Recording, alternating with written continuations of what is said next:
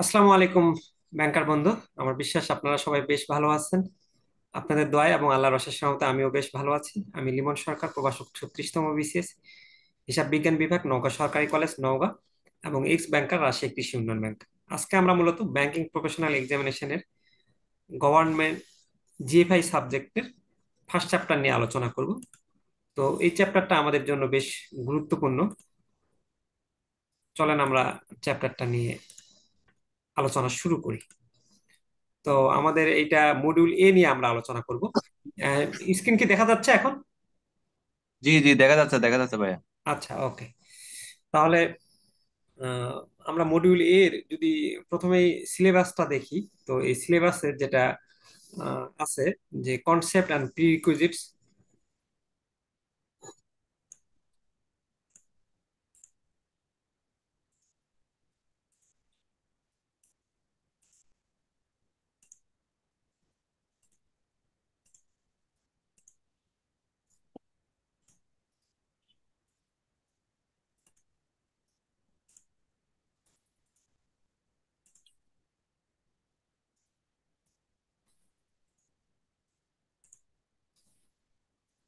আচ্ছা, আমরা যে সিলেবাসটা দেখতেছি এটা হচ্ছিল মডিউল এ, কনসেপ্ট অ্যান্ড প্রিরিকুইজিটস। এই মডিউল এ তে আমাদের প্রথমে সিলেবাসে যদি আমরা দেখি, এখানে লেখা আছে যে basic concept and historical perspective of governance. অর্থাৎ গভর্নেন্স বলতে আপনি কি বোঝেন? যেহেতু সাবজেক্টের নামই হচ্ছে গভর্নেন্স অ্যান্ড ফিনান্সিয়াল ইনস্টিটিউশন, তো সেক্ষেত্রে আপনার এই গভর্নেন্স কাকে বলে প্রথমে সেটা আমাদের সিলেবাসে ধরছে। Need and importance of corporate governance, এই কর্পোরেট শাসন কাঠামোর গুরুত্ব এবং প্রয়োজনীয়তা কি সেটা আলোচনা করো। Benefit of good governance in banks, ব্যাংকে সুশাসন প্রতিষ্ঠা করলে এর সুবিধাগুলো কি সেটা আলোচনা করতে বলছে। তো আমাদের 98তম ব্যাংকিং প্রফেশনাল এক্সামিনেশনে আপনারা দেখবেন যে প্রতিটা সাবজেক্টেরই ফার্স্ট চ্যাপ্টারে কিন্তু এই গুরুত্ব রিলেটেড প্রশ্নগুলো বিগত বছরে আসে। তো এই সাবজেক্টেও আমরা দেখছি যে বিশেষ করে 98তম ব্যাংকিং প্রফেশনাল এক্সামিনেশনে এই কর্পোরেট গভর্নেন্সের গুরুত্ব, বা এই একটা ভালো সুশাসন যদি ব্যাংকে থাকে তাহলে তার সুবিধাগুলো কি কি, এই ধরনের রিলেটেড প্রশ্ন এসেছিল। তারপর Basel's principle on corporate governance for bank, ব্যাংকের জন্য এই ব্যাসেলের কিছু নীতি রয়েছে। এই নীতিগুলো উম, কি, মূলত প্রিন্সিপাল গুলো কি, এইখান থেকে একটা 96তম ব্যাংকিং প্রফেশনাল এক্সামিনেশন এসেছিল। সেক্ষেত্রে এই ব্যাসেল প্রিন্সিপাল এবার আমার মনে হচ্ছে যে 99তম ব্যাংকিং ডিপ্লোমার জন্য গুরুত্বপূর্ণ। আর ভিশন কি, মিশন কাকে বলে, purpose, brand promise, code of conduct, এই রিলেটেড কিছু টপিকস আমাদের সিলেবাসে ধরছে। তো এর মধ্যে 98তম ব্যাংকিং ডিপ্লোমা এক্সামিনেশনে হোয়াট ইজ ভিশন বা মিশন এইগুলো সম্পর্কে শর্ট নোটস এসেছিল, সম্ভবত ব্র্যান্ড প্রমিজও এসেছিল। তো শর্ট নোটস এর জন্য এই জন্য আমার মনে হয় যে কোড অফ কন্ডাক্ট বা কোড অফ ইথিক্স এটা গুরুত্বপূর্ণ হবে। তো আমরা একটু আহ, বিগত বছরের প্রশ্নগুলো যদি দেখি, তাহলে আমরা একটা আইডিয়া পাবো যে কিরকম আর কি প্রশ্নগুলো হয়। এখানে আমরা দেখতে পাচ্ছি যে আমাদের 96তম ব্যাংকিং প্রফেশনাল এক্সামিনেশনে একটা প্রশ্ন এসেছিল। এটা একটু, some directors think themselves as owner of the bank and some staffs are also responsible for supporting them, এবং কিছু স্টাফস বলে যে হ্যাঁ আপনারাই owner. In the context of the financial statement please discuss your assessment in bank financial institutions in Bangladesh. এই অনুসারে আপনার আহ, এই ব্যাংক নিয়ে আলোচনা করতে বলছে। এটা হচ্ছে কনসেপচুয়াল প্রশ্ন, এটা সরাসরি কমন নাই। আপনার ওই চ্যাপ্টার কনসেপ্ট পড়ে ক্লিয়ার হয়ে তখন আপনি এই প্রশ্নটা পাবেন আর কি। তারপর বলছে who is the real owner of the bank, please justify your answer in brief. কে রিয়েল ওনার ব্যাংকের, এটাও আপনার কনসেপ্ট থেকে দিতে হবে। উম, তো 4 4 8 মার্কস এটা হচ্ছিল কনসেপচুয়াল প্রশ্ন দিয়েছে আসলে। একেবারে সরাসরি কারো সাজেশন থেকেই যদি কেউ বলে যে আমার সাজেশন থেকে 100% কমন পড়ছে, তাহলে ভুয়া কথা। এগুলো 100% কমন আসলে ব্যাংকিং প্রফেশনাল এক্সামিনেশনে আসে না, কিন্তু 90% আসে বলা যায়। কিছু প্রশ্ন আপনার বানিয়ে লিখতে হবে, এটা আপনার আইডিয়া থাকতে হবে। তো এই জন্য আমি বলি যে আপনারা সাজেশন করার জন্য আহ, প্রথমে খেয়াল রাখতে হবে যে আমার কোন কোন চ্যাপ্টার পড়তে হবে, কোন কোন চ্যাপ্টার থেকে প্রতি বছর প্রশ্ন আসে। তারপর ওই অনুসারে আমরা কিছু চ্যাপ্টার বেছে, যে চ্যাপ্টার আমরা বাছাই করব ওই চ্যাপ্টারটা আমরা খুঁটিনাটি আগাগোড়া সবগুলোই পড়বো। তবে ওইটার মধ্যেও আবার যেগুলো গুরুত্বপূর্ণ সেগুলোকে বেশি গুরুত্ব দিব। আর যেগুলো কম গুরুত্বপূর্ণ সেগুলো একবারে বাদ দেবো না, বাট একবার দেখে যাব, ধারণা নিয়ে যাব, যেন পরীক্ষাতে আসলে আমরা লিখতে পারি এই যে কনসেপচুয়াল প্রশ্নগুলো। তারপর বলছে যে why good governance is so important specially in the financial institution. Financial ইনস্টিটিউশনে গুড গভর্নেন্স কেন জরুরি? এই যে বললাম না যে গুড গভর্নেন্স কেন গুরুত্বপূর্ণ, ব্যাংকে কেন গুরুত্বপূর্ণ, এগুলো আসে অনেক। Briefly describe the corporate governance principles issued by Basel committee on banking supervision. Bank supervision করতে কর্পোরেট গভর্নেন্স এর প্রিন্সিপাল গুলো কি? এটা আমাদের সিলেবাস থেকে এবং বই থেকে সরাসরি প্রশ্ন আসছে 96তমতে। তো এটা 96তম এই কর্পোরেট গভর্নেন্স প্রিন্সিপালস, এই জন্য আমাদেরকে একটু গুরুত্ব দিয়ে পড়তে হবে। আমরা একটু 97তম যদি প্রশ্ন দেখতে যাই, what do you mean by corporate governance? Corporate governance বলতে আপনি কি বোঝেন? প্রত্যেকটা ইন্ট্রোডাকশন চ্যাপ্টারে সাধারণত যে টপিক গুলো নিয়ে আলোচনা হয় সেটার ডেফিনেশনটা আমাদের ভালো করে পড়তে হয়, কারণ এই ডেফিনেশন গুলো পরীক্ষাতে আমরা দেখে আসে। এরপর আমরা 2 নম্বর প্রশ্নটাতে দেখতেছি যে regularity compliance is effective against fraud abuse and প্যারান্টিস, প্লিজ এক্সপ্লেইন দ্য স্টেটমেন্ট। এই প্রশ্নটাও সরাসরি আমাদের বইয়ে নাই বা টেক্সটে নাই, এটা ক্রিয়েটিভ প্রশ্ন দিয়েছে, কিন্তু আপনি যখন ওভারঅল সুশাসন সম্পর্কে ভালো একটা আইডিয়া রাখবেন তখন বানায় লিখতে পারবেন। বলতে বলছে যে আপনার রেগুলারিটি যে আইন প্রণয়ন গুলো আছে সেই আইনগুলো কার্যকর করা দরকার বা কার্যকর, মূলত আপনি যদি এই ফ্রড অ্যাবিউজ এগুলো যদি প্রতিরোধ করতে চান। এটা তো আসলে name the distinct side of corporate governance framework. Corporate governance ফ্রেমওয়ার্কের কিছু ডিস্টিংক্ট সাইড আছে, সেগুলো আলোচনা করতে বলছে। Write down the main function of this side, এই ফাংশনগুলোর মেইন সাইড গুলো কি কি সেটা আলোচনা করতে বলছে। অর্থাৎ এখানে আপনি দেখেন যে আপনার 10 আর 4 14, 14 মার্কস আপনার সরাসরি, বাকি 6 মার্কস হচ্ছে হলো আনকমন। তার মানে একটা সেটে আপনি দেখতে পাচ্ছেন যে কিছু প্রশ্ন সরাসরি আনকমন থাকছে আর কিছু প্রশ্ন লেস থাকছে, কনসেপচুয়াল থাকতেছে। তো আমরা সব সাবজেক্টেরই ফার্স্ট চ্যাপ্টার একটু ভালো করে পড়বো যেন এই কনসেপচুয়াল প্রশ্ন আমরা লিখতে পারি। আর 98তমতে যেটা হয়েছে যে 98তমতেও ওই সংজ্ঞাই জিজ্ঞেস করছে, একটা মানে জাস্ট উক্তি তুলে ধরে। তারপর আহ, এই why is corporate governance so important in the financial institution, financial ইনস্টিটিউশনে কর্পোরেট কেন গভর্নেন্স কেন গুরুত্বপূর্ণ? দেখেন এই যে এই কর্পোরেট গভর্নেন্স কেন গুরুত্বপূর্ণ, এইটা কিন্তু এই রিলেটেড আমরা একটা প্রশ্ন আম, এই 96তমতেই কর্পোরেট গভর্নেন্স এর গুরুত্ব কি সেটা আসছিল। আবার 98তমতেও আসছে। Discuss in brief key aspects of good governance. Good governance এর কিছু বিষয়গুলো আলোচনা করে। আর good governance not only boost the reputation of the bank, ব্যাংকের রেপুটেশন বাড়ায় না, but also have several benefits its progress, explain the statement in brief. অর্থাৎ বি এবং ডি কিন্তু অনেকটা সেম ক্যাটাগরির প্রশ্ন। ফিনান্সিয়াল ইনস্টিটিউশনে গুড গভর্নেন্স কেন গুরুত্বপূর্ণ, আর এইদিকে আপনি বলতেছেন যে গুড গভর্নেন্স ব্যাংকের সুখ্যাতি বাড়ায়, এর আরো কিছু সুবিধা আছে, সেগুলো আপনি আলোচনা করেন। তো এই গুড গভর্নেন্স থেকে আমরা দেখলাম যে মানে তুলনামূলক 4টা এই ইয়ারের প্রশ্ন আলোচনা করলে 98তম ব্যাংকিং প্রফেশনাল এক্সামিনেশনের ফার্স্ট প্রশ্নটা সহজ আসছিল। তো তার মানে আমাদের এই গুড গভর্নেন্স কাকে বলে, গুড গভর্নেন্স এর গুরুত্বগুলো কি, ফিনান্সিয়াল ইনস্টিটিউশনে এর প্রিন্সিপাল গুলো কি, সেগুলো কিন্তু আমাদের গুরুত্ব সহকারে পড়তে হবে। তো এবার আসেন আমরা আমাদের ফার্স্ট প্রশ্নটা, যেটা define corporate governance with historical perspective, যেটা কিনা 97তম ব্যাংকিং প্রফেশনাল এক্সামিনেশনে এসেছিল। তো কর্পোরেট গভর্নেন্স বলতে কি বোঝেন, ঐতিহাসিক ইতিহাস সম্পর্কে নিয়ে আলোচনা করে।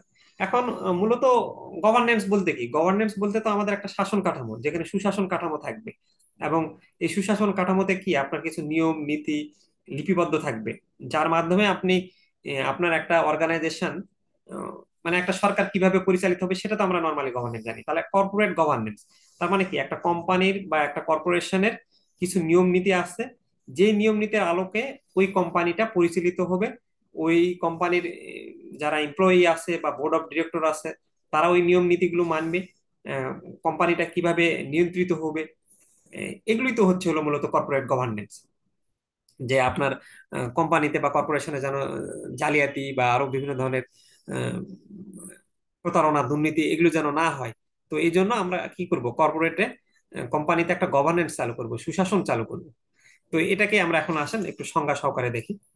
কর্পোরেট গভর্নেন্স বলতেছে যে উম, সিদ্ধান্ত গ্রহণের একটা প্রক্রিয়া, এবং যে প্রক্রিয়ার মাধ্যমে সিদ্ধান্তগুলো বাস্তবায়িত হয়। তার মানে কি? ডিসিশন মেকিং নেওয়ার একটা প্রক্রিয়া, এবং এর মাধ্যমে আপনি কিন্তু সিদ্ধান্ত নেন। কর্পোরেট গভর্নেন্স হলো সেই ব্যবস্থা যার দ্বারা ব্যবসায়িক কর্পোরেশন গুলোকে নির্দেশিত ও নিয়ন্ত্রিত করা হয়।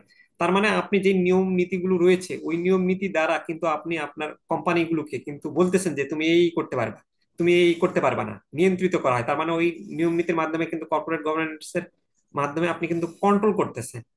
আর কর্পোরেট গভর্নেন্স কাঠামো বোর্ড, ম্যানেজার, শেয়ার হোল্ডার এবং অন্যান্য স্টেক হোল্ডার ইত্যাদির মধ্যে অধিকার এবং দায়িত্বের বন্টন নির্দেশ করে।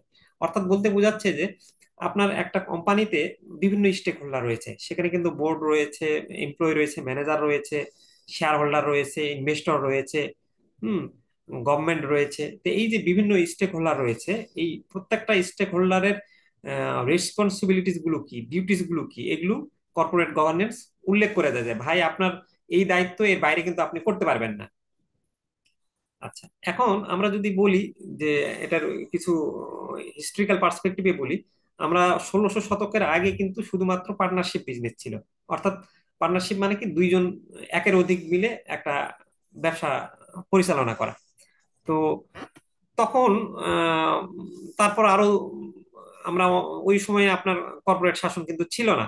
পরবর্তীতে আমরা একটু 1977 সালে আপনার এই দুর্নীতিমূলক অনুশীলনমূলক আইন প্রণয়নের ফলে বিশ্বে কর্পোরেট গভর্নেন্সটা সূচনা হয়।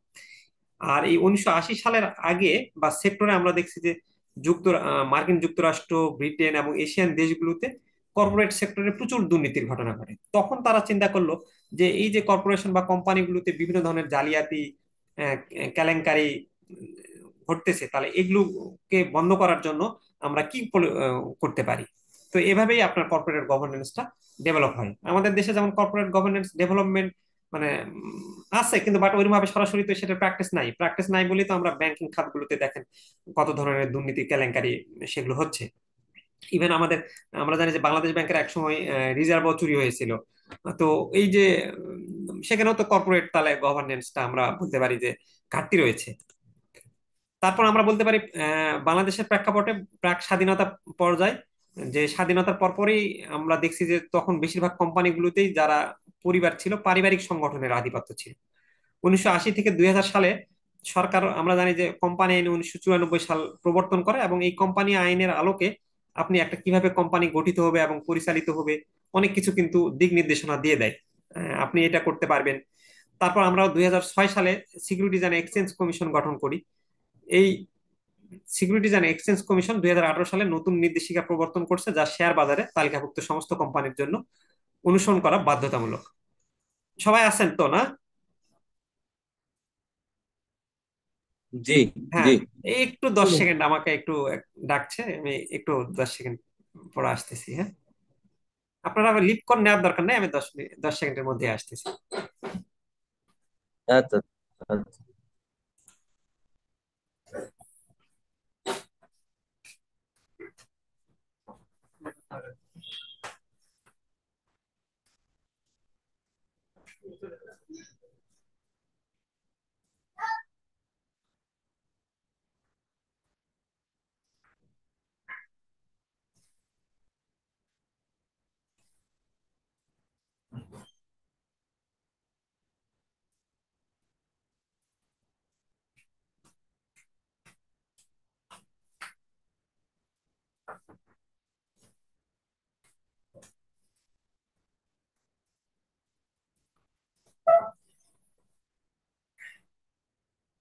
আচ্ছা, আমরা আবার শুরু করি। রিয়াদ ভাই কি ওই সোহেল ভাইয়ের কলিগ? আমরা দেখতেছি যে জি রিয়াদ জি ভাই। আমার কলিগ। আচ্ছা, ঠিক আছে, কারণ সোহেল ভাই বলছিলেন যে ওনার কলিগে আছেন। আচ্ছা, আপনাকে স্বাগতম ক্লাসে। ক্লাস কি বোঝা যাচ্ছে? জি, বুঝে যাচ্ছে। আচ্ছা, ঠিক আছে, আমরা শুরু করি আবার আলোচনা। আচ্ছা, এখন এই যে মানে তারপর 2006 সালে সিকিউরিটিজ অ্যান্ড এক্সচেঞ্জ কমিশন গঠন করা হয়, এবং এই সিকিউরিটিজ অ্যান্ড এক্সচেঞ্জ কমিশন বেশ কিছু নিয়ম নীতি প্রবর্তন করছে। অর্থাৎ আপনি এখানে জাস্ট হিস্টোরিটা বলবেন যে 80-র দশকের আগে কর্পোরেশন বিভিন্ন দেশগুলোতে, কোম্পানিগুলোতে আমরা দেখেছি যে বিভিন্ন ধরনের দুর্নীতি এবং কেলেঙ্কারির ঘটনা ঘটছিল। এই প্রেক্ষাপটে এই কর্পোরেট গভর্নেন্স আসলো। তারপর বাংলাদেশের প্রেক্ষাপটে বলবেন, বাংলাদেশের প্রেক্ষাপটে বলবেন যে স্বাধীনতার পরে বেশিরভাগ কোম্পানিগুলো পারিবারিক সংগঠন ছিল। আর 80 থেকে 2000 দশকের মধ্যে বলবেন যে 1994 সালে কোম্পানি আইন প্রবর্তন হয়, আর এই আইনের আলোকে কোম্পানিগুলো কিভাবে পরিচালিত হবে, গঠিত হবে, সেগুলো নির্দেশনা দিয়ে দিয়েছে। আর তারপর পরবর্তীতে সিকিউরিটিজ অ্যান্ড এক্সচেঞ্জ কমিশন গঠন করে, তারা বেশ কিছু নিয়ম নীতি পরিচালনা করছে আর কি ওভারঅল। তো এই ছিল আমাদের কর্পোরেট গভর্নেন্স কাকে বলে এবং এই কর্পোরেট গভর্নেন্স এর ইতিহাস। আমরা কর্পোরেট গভর্নেন্স ডেফিনেশনটা অবশ্যই পড়বো, সবসময়ের জন্যই আসলে ডেফিনেশনটা আপনারা জানেন যে আসেই। তো এখন আসেন, আমরা 2 নম্বরে দেখছিলাম যে 98তম ব্যাংকিং প্রফেশনাল এক্সামিনেশন এসেছিল। আমরা 98তম বিপিএ তে দেখলাম যে কর্পোরেট গভর্নেন্স এর গুরুত্ব, তারপর আর্থিক প্রতিষ্ঠানে কর্পোরেট গভর্নেন্স এর প্রয়োজনীয়তা ও গুরুত্ব। আহ, এই প্রশ্নটা আসছে 96তমতে, এই প্রশ্নটা আসছে, এটাই ঘুরে আবার 98তমতে আসছে। এবং আমরা বলছি যে সবসময় আইবিবি টেক্সট বইয়ের প্রশ্নগুলো আমাদের পড়তেই হবে। আমরা এই জন্য আমাদের হ্যান্ড নোটের পাশে এই যে দেখেন লিখে দিয়েছি যে আইবিবি 2। তো এটা একবার তারপরও আমাদের পড়ে যাওয়া উচিত, কারণ অনেক সময় আমরা দেখছি যে যেহেতু ফার্স্ট চ্যাপ্টার থেকে আমাদের 20 মার্কস, আমরা এটা অ্যান্সার করবোই। প্রতিটা সাবজেক্টের আপনার ফার্স্ট চ্যাপ্টারটা গুরুত্ব সহকারে দিবেন। ফার্স্ট চ্যাপ্টার তুলনামূলক সহজ থাকে এবং ফার্স্ট চ্যাপ্টার থেকে একটা সেট আপনি নেওয়ার চিন্তা করবেন। তো এই জন্য ফার্স্ট চ্যাপ্টারটা আপনারা ভালো করে পড়বেন। নেট প্রবলেম ছিল একটু, মনে হয় তখন দেখতে পান নাই। আচ্ছা, আমরা আবার শুরু করি।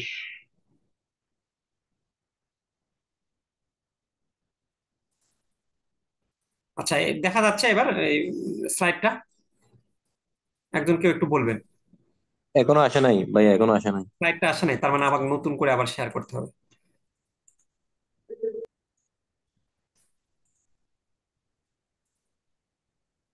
আসছে, এখন আসছে।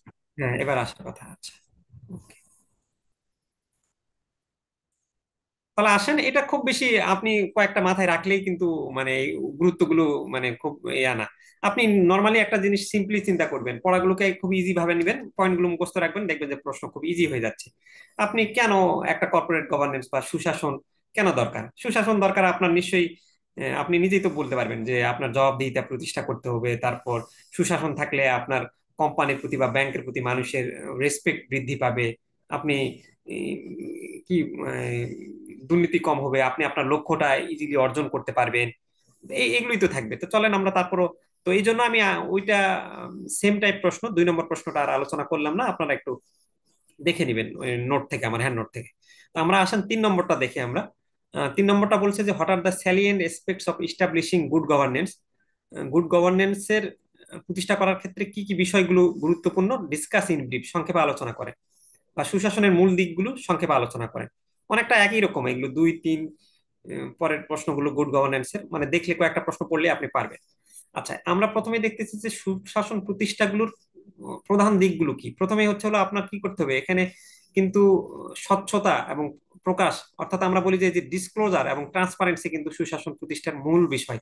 আপনার যদি আহ, আপনি যদি আপনার স্বচ্ছ না থাকেন, আপনি যদি, যে এই যে এখানে বলছে যে শেয়ার হোল্ডার, বিনিয়োগকারী এবং জনসাধারণ সহ স্টেক হোল্ডারের কাছে নিয়মিত এবং সঠিক রিপোর্টিং, অর্থাৎ আপনি 2 3 মাস পর পর আপনার কোম্পানিতে কি ঘটছে বা ব্যাংকে কি ঘটছে, এই রিপোর্ট গুলো আপনি কিন্তু আপনার বিভিন্ন স্টেক হোল্ডার রয়েছে, সেই স্টেক হোল্ডারদের কাছে কিন্তু আপনারা কোম্পানিগুলো কিন্তু নিয়মিত দেখবেন যে তাদের বিভিন্ন রিপোর্ট গুলো পাবলিশ করে বা তাদের উপরের ইয়াতে পাঠাচ্ছে, তাদের ইনভেস্টরদের কিন্তু জানাচ্ছে। তাহলে এই যে জিনিসগুলো প্রকাশ করার কারণে, আম, তাদের ট্রান্সপারেন্সি থাকার কারণে কিন্তু আমাদের সুশাসন প্রতিষ্ঠা হবে। তারপর কি বলছে, যে জবাবদিহিতা। আমাদের সুশাসন প্রতিষ্ঠা করার জন্য তো অবশ্যই জবাবদিহিতা থাকতে হবে, যে ভাই তোমার এটা এটা দায়িত্ব, এর বাইরে তুমি কেন করতেছো, এটা তোমার করা যাবে না। তাহলে তো আমাদের সুশাসন নিশ্চিত হবে। 3 নম্বর হচ্ছে হলো ন্যায্যতা ও সমতা। ন্যায্যতা ও সমতা বলতে কি বলতেছি আমরা, অর্থাৎ আমার কোম্পানিতে যেসব এমপ্লয়ি আছে বা আমার সুশাসন প্রতিষ্ঠা করতে গেলে আমার সেখানে অবশ্যই যেন ডিসক্রিমিনেশন থাকে না, সেখানে যেন ইকুইটি থাকে। সবার সঙ্গে আমি যেন সমানভাবে আচরণ করি আর কি। 4 নম্বর হচ্ছে আইনের শাসন। আইনের শাসন ছাড়া তো আপনি কোথাও সুশাসন নিশ্চিতই করতে পারবেন না। তার মানে আপনি কর্পোরেট গভর্নেন্স এর ক্ষেত্রে আপনার ব্যাংক যদি আপনি খাত ভালো অবস্থায় রাখতে চান, তাহলে ব্যাংক খাতের জন্য যে আর্থিক আইনগুলো রয়েছে, আহ, যে বিভিন্ন প্রবিধান গুলো রয়েছে, সেইগুলো অবশ্যই আপনাকে কি করতে হবে, মেনে চলতে হবে। তারপরে এই যে বলছে যে ঝুঁকি কমাতে এবং প্রতারণা বা দুর্নীতি প্রতারণা করার জন্য শক্তিশালী অভ্যন্তরীণ নিয়ন্ত্রণ। অভ্যন্তরীণ নিয়ন্ত্রণ বলতে ইন্টারনাল এই যে কন্ট্রোল, আপনার প্রতিষ্ঠানে যেন দুর্নীতি না হয়। তাহলে আপনাকে এমন ভাবে ইন্টারনাল কন্ট্রোলটা বা ইন্টারনাল অডিটিংটা তৈরি করতে হবে যেন যে কেউ আপনার প্রতিষ্ঠানে মানে যারা এমপ্লয়ি আছেন তারা সহজে পার না পায়। তারপর বলতেছে সুশাসন প্রতিষ্ঠা করতে গেলে স্টেক হোল্ডারের অংশগ্রহণ। আমরা জানি যে একটা কোম্পানি বা একটা ব্যাংকের কিন্তু বিভিন্ন স্টেক হোল্ডার রয়েছে। সেটা এমপ্লয়ি হতে পারে, ইনভেস্টর হতে পারে, কাস্টমার হতে পারে, শেয়ার হোল্ডার হতে পারে। তাহলে এই যে বিভিন্ন স্টেক হোল্ডার যারা রয়েছে তাদের সাথে কিন্তু আমাদের নিয়মিত কি করতে হবে, তাদেরকে আমাদের কাজকর্মে পার্টিসিপেট করাইতে হবে এবং তাদের সাথে আমাদের কমিউনিকেট করতে হবে, যেন তাদের সাথে আমরা একটা লং টার্মে ভালো রিলেশনশিপ গড়ে তুলতে পারি। তারপর সুশাসন করতে গেলে অবশ্যই কার্যকর নেতৃত্ব থাকতে হবে। যদি একটা ভালো লিডারশিপ না থাকে তাহলে সেখানে আমরা কিভাবে নেতৃত্ব করতে পারবো? এই যে ব্যাংক খাত বিভিন্ন কেলেঙ্কারি হয়েছে, আমরা জানলাম যে ইসলামী ব্যাংকে বেশ কিছু কেলেঙ্কারি ঘটছে ওই সময়। তো তাহলে সেখানে নিশ্চয়ই কার্যকর নেতৃত্ব ছিল না। বা ইভেন আমরা আজকে আলোচনা করছি যে আগের যে গভর্নর ছিলেন সেই গভর্নরও নিশ্চয়ই কার্যকর নেতৃত্ব ছিল না। তাহলে আপনার যদি কার্যকর নেতৃত্ব নাই থাকে তাহলে আপনি কিভাবে আম, আপনার কোম্পানিতে সুশাসনের আশা করতেছেন আর কি? আর ক্রমাগত উন্নতি বলতে আপনার সুশাসন তখনই হবে যে আপনার সবসময় টার্গেট থাকবে যে আমি যেই পর্যায়ে আছি সেই পর্যায়ে না, আমি এখান থেকে আরো কিভাবে ডেভেলপমেন্ট করা যায় আর কি। আহ, এই ছিল সুশাসনের বেশ কিছু ওয়ে। আমাদের আইবিপি টেক্সট বইয়ের 3 নম্বর প্রশ্ন বলছে যে explain the OS to achieve fair or good corporate governance. সুষ্ঠু বা কর্পোরেট গভর্নেন্স অর্জনের উপায়গুলো ব্যাখ্যা করো, যে আমরা কিভাবে কর্পোরেট গভর্নেন্স পাবো, একটা ভালো কর্পোরেট গভর্নেন্স পেতে গেলে। তো প্রথমেই বলছে যে আমরা যদি সুষ্ঠু কর্পোরেট গভর্নেন্স করতে চাই তাহলে আমাদের যে পরিচালনা পর্ষদ রয়েছে, তাহলে এই পরিচালনা পর্ষদে আমাদের আহ, বিভিন্ন দক্ষতা, অভিজ্ঞতা এবং ব্যবস্থাপনা থেকে স্বাধীন ব্যক্তিদের অন্তর্ভুক্ত করা। অর্থাৎ আমরা এমন ব্যক্তিদের অন্তর্ভুক্ত করব যাদের কিন্তু বিভিন্ন ধরনের এক্সপিরিয়েন্স রয়েছে, কাজের দক্ষতা রয়েছে, এবং তারা স্বাধীনভাবে যেন কাজ করতে পারে। এবং এখানে আমরা আহ, বিভিন্ন ডাইভার্সিফাইড এক্সপিরিয়েন্সের মানুষ রাখবো। হয়তোবা ও এই কাজ করতে এই সেক্টরটাতে অভিজ্ঞ, তারপর আরেকজনের আরেকটা সেক্টরে অভিজ্ঞ, এরকম বিভিন্ন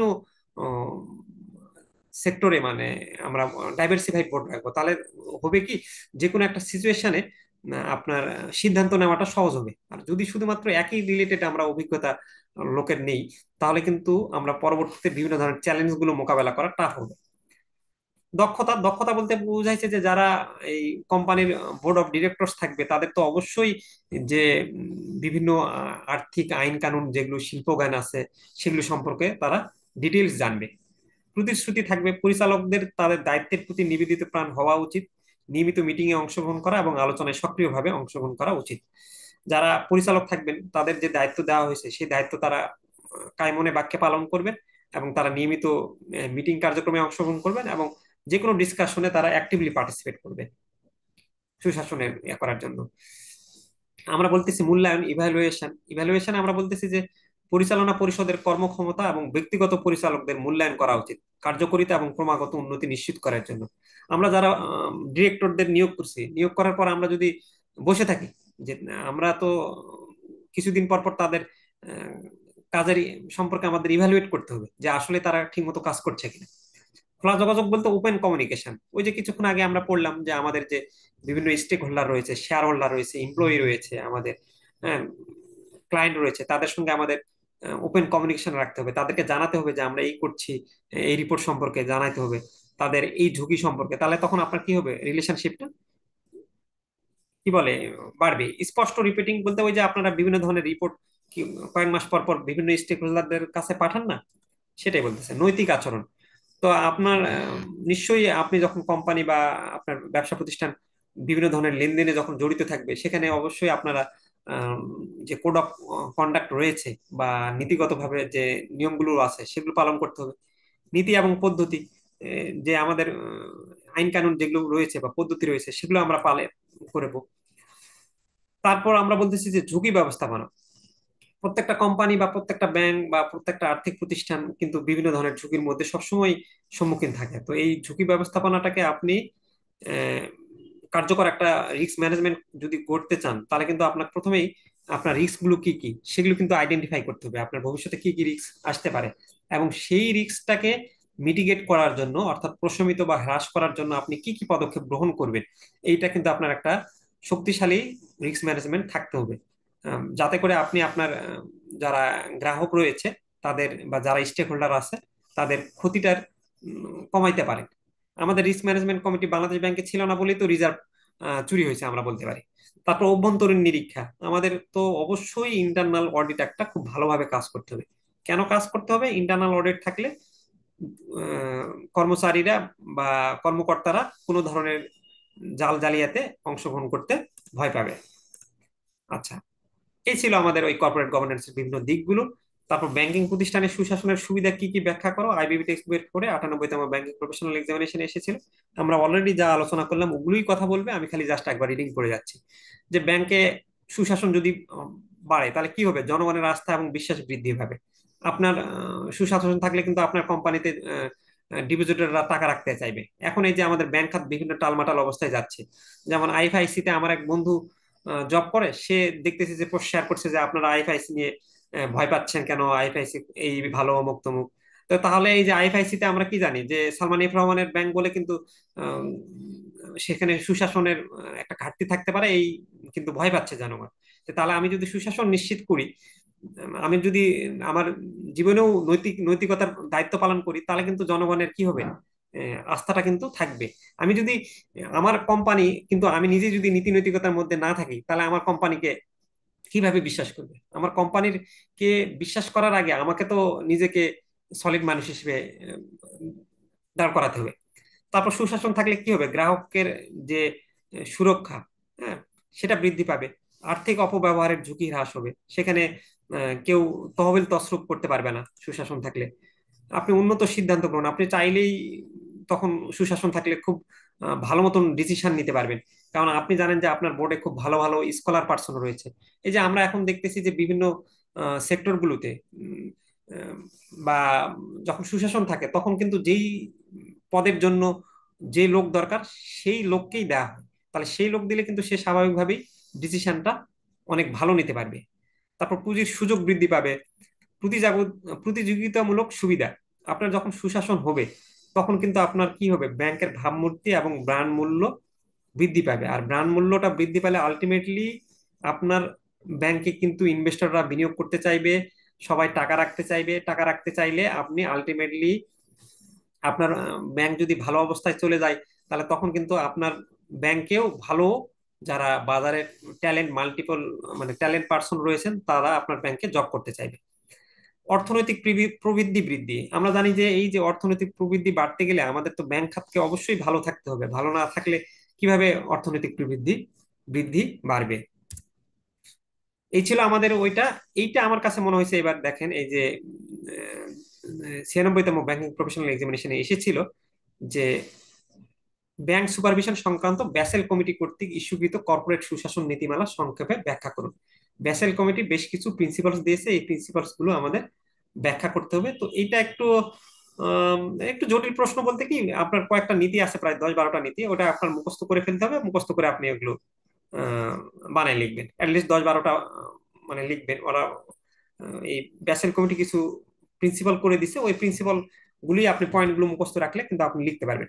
আর ওই পয়েন্ট গুলো পারলে আপনি সুশাসন রিলেটেড আপনার গুরুত্ব, ব্যাংকে কেন গুরুত্ব, মানে সবকিছু প্রশ্নই পারবেন অ্যাটলিস্ট। মানে এই 6 নম্বর প্রশ্নটা পারলে আপনি অন্য যে কোনো কিছুই ভাবে পাবেন। যেমন প্রথম আমাদের প্রিন্সিপাল বলছে নীতি একে, বোর্ডের সামগ্রিক দায়িত্ব, একটা বোর্ডের কি কি দায়িত্ব রয়েছে এখানে উল্লেখ করে দেওয়া আছে। বোর্ডের যোগ্যতা, সুশাসনের ক্ষেত্রে অবশ্যই আমরা যাদেরকে নিয়োগ দিব তাদেরকে যোগ্য হতে হবে, তাদের দক্ষতা থাকতে হবে, অভিজ্ঞতা থাকতে হবে। বোর্ডের নিজস্ব কাঠামো এবং অনুশীলন থাকবে। তারপর ওরা বলছে যে সিনিয়র ব্যবস্থাপনা, সিনিয়র ম্যানেজমেন্ট টিম কিরকম কাজ করবে, হ্যাঁ, সেই সম্পর্কে বলা আছে নীতিতে। গোষ্ঠী কাঠামোর শাসন, একটা গোষ্ঠী কাঠামোর যে কিভাবে হবে, ঝুঁকিগুলোর জন্য উপযুক্ত একটি সুস্পষ্ট শাসন কাঠামো প্রতিষ্ঠা ও পরিচালনা নিশ্চিত করার জন্য সামগ্রিক দায়িত্ব রয়েছে। তারপর তারা এই বোর্ড এবং সিনিয়র ব্যাংক গ্রুপের সাংগঠনিক কাঠামো এবং এটি যে ঝুঁকিগুলো তৈরি করে তা ব্যবস্থাপনার জানা এবং বোঝা উচিত। যারা ম্যানেজমেন্ট কমিটি রয়েছে তারা ঝুঁকিগুলো কি সেটা জানবে। তারপর ঝুঁকি ব্যবস্থাপনার ফাংশন, অর্থাৎ আমি রিস্ক ম্যানেজমেন্ট করতে গেলে আমার রিস্ক ম্যানেজমেন্টের একটা আমার এই যে চিফ রিস্ক অফিসার, তারা বলতেছে যে আপনার একটা রিস্ক ম্যানেজমেন্ট ফাংশন থাকবে ব্যাংকে, এবং এই ফাংশন একজন দায়িত্ব থাকবে যার নাম হলো চিফ রিস্ক হচ্ছে অফিসার। তো তার পদের মর্যাদাটা কি হবে, হ্যাঁ, তাদের এই চিফ রিস্ক অফিসার তার কাজ করার জন্য সে কি পরিমাণ স্বাধীনতা পাবে, তার সম্পদগুলো কি কি, সেটা এই নীতি ছয়ে আলোচনা করা হয়েছে।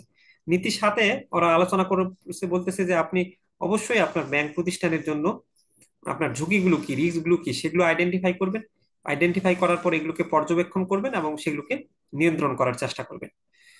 ঝুঁকি যোগাযোগ বলতে বোঝাচ্ছে যে আপনার যে কোম্পানির রিস্ক গুলো রয়েছে বা আপনার ব্যাংকের যে রিস্ক গুলো রয়েছে, এই রিস্ক হতে পারে, সেই রিস্ক গুলো সম্পর্কে আপনি আপনার ঊর্ধ্বতন কর্মকর্তা বা ঊর্ধ্বতন ব্যবস্থাপনাকে জানাবেন আগে থেকে, যেন তারা সতর্কতা ব্যবস্থাপনা নিতে পারে। সম্মতিতে বলছে যে ব্যাংকের পরিচালনা পর্ষদ ব্যাংকের কমপ্লায়েন্স ঝুঁকি ব্যবস্থাপনা তত্ত্বাবধানের জন্য দায়ী, এবং এই একটা পরিচালনা পর্ষদ রয়েছে যারা এই ঝুঁকি ব্যবস্থাপনাগুলোকে সুপারভাইজ করবে।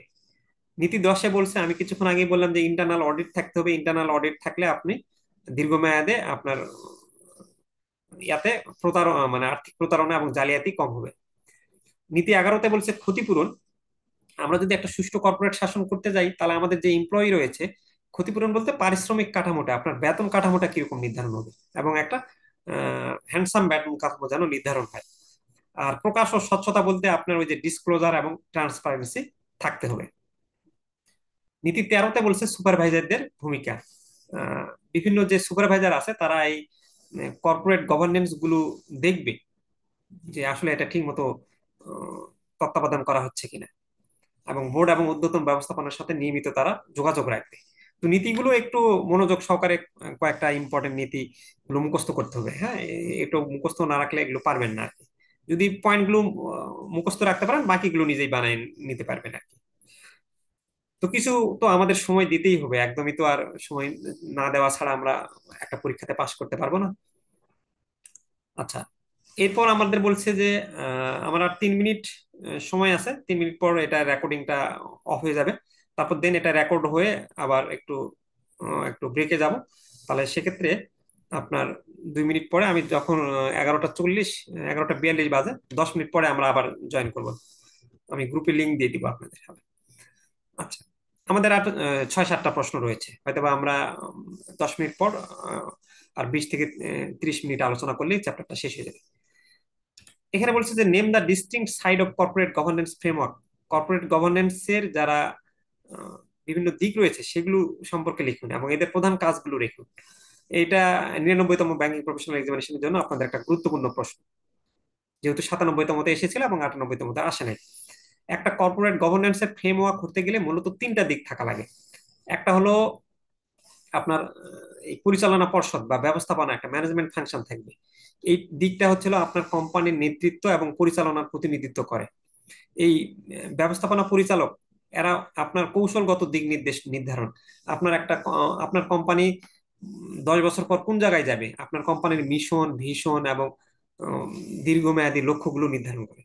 তারা কি করে, বোর্ড অফ ডিরেক্টর কোম্পানির আপনার কাজগুলো সুপারভাইজ করে, দেখে যে তাদের নিয়ম নীতি অনুসারে কাজগুলো হচ্ছে কিনা। ঝুঁকি ব্যবস্থাপনা করে, ঝুঁকিকে আইডেন্টিফাই করে, হ্যাঁ, ঝুঁকিকে কিভাবে কমানো যায়। তারপর তারা বড় ধরনের সিদ্ধান্তগুলো নেয়। তারা কি করে, এই জবাবদিহিতা তাদের দিতে হয়। দ্বিতীয় দিকটা হচ্ছে হলো কর্পোরেট গভর্নেন্সের, প্রথম দিকটা দেখলাম আমরা বোর্ড অফ ডিরেক্টর বা ব্যবস্থাপনা। আরেকটা দিক হচ্ছে হলো শেয়ার হোল্ডার বা ইনভেস্টররা। তো যারা কোম্পানির শেয়ার হোল্ডার, তারা আপনি জানেন যে শেয়ার হোল্ডার মানে কি, কোম্পানিকে সে টাকা দিয়েছে, টাকা দেওয়ার ফলে কি হয়, যারা শেয়ার হোল্ডার সে কিন্তু একটা রাইট পায়, যে এজিএম এ, অ্যানুয়াল জেনারেল মিটিং এ সে কিন্তু ভোট প্রদান করার ক্ষমতা পায়। তো তাহলে এই শেয়ার হোল্ডাররা কিন্তু পরিচালক নির্বাচন করার জন্য ভোট প্রদান করার ক্ষমতা পায়, এবং বড় সিদ্ধান্ত তারা কিন্তু অনুমোদন করে, তারা কিন্তু মনিটরিং করে। আর শেয়ার হোল্ডাররা কি করে, আলটিমেটলি শেয়ার ক্যাপিটাল দেয়। কিন্তু বাজারে যখন বড় বড় কোম্পানিগুলো শেয়ার ছাড়ে, তারা কি করে, তার বিপরীতে শেয়ার হোল্ডাররা এই কোম্পানিকে তো মূলধন প্রদান করে এবং তারা প্রত্যাশা সেটিং করে। আর গভর্নমেন্ট হচ্ছে আরেকটা ফাংশন। গভর্নমেন্ট থাকে কি, যে গভর্নমেন্ট নিশ্চিত করে যে এই আইনগুলো আপনাকে আমার দেশে যদি আপনি কি বলে ব্যবসা করতে চান, তাহলে এই আইনগুলো আপনাকে মেনে চলতে হবে। গভর্নমেন্ট ইনফোর্সমেন্ট, ইনফোর্সমেন্ট বলতে গভর্নমেন্ট কিন্তু এই যে বিভিন্ন সময় আপনাদের জন্য বিভিন্ন ধরনের আইনগুলো করে না, যে এই নিয়ম মানতে হবে, যদি নিয়ম না মানেন তাহলে আপনাদের জন্য আমরা এইরকম ব্যবস্থা নিব। গভর্নমেন্ট কি করে, স্টেক হোল্ডারদের কিন্তু সুরক্ষা দেয়।